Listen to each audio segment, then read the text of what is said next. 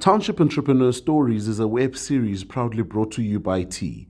We profile small businesses nationwide that are providing services and products ekasi. My name is Nangamso Ntshawuzana. I am a founder of Beauty Allure. I started in 2023. I started my business because I saw a gap. A lot of young people are going through acne problems, hyperpigmentation, and skin discoloration.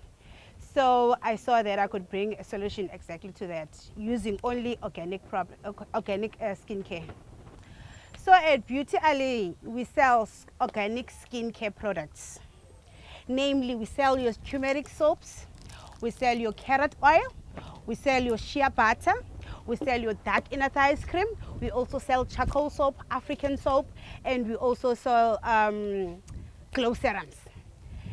So the other services that we provide is I do lashes. I'm a lash artist. I do lashes, I do waxing, I do brow tint, brow shape, all of that. People should choose my products because they are clean. There are no chemicals. That means they are not harsh on your skin. It's organic stuff. People can get in touch with me through my WhatsApp number 069-928-0780. And you can also get me on Facebook, Soso's Beauty Services. Hello, my name is Nangamso. I am a township entrepreneur.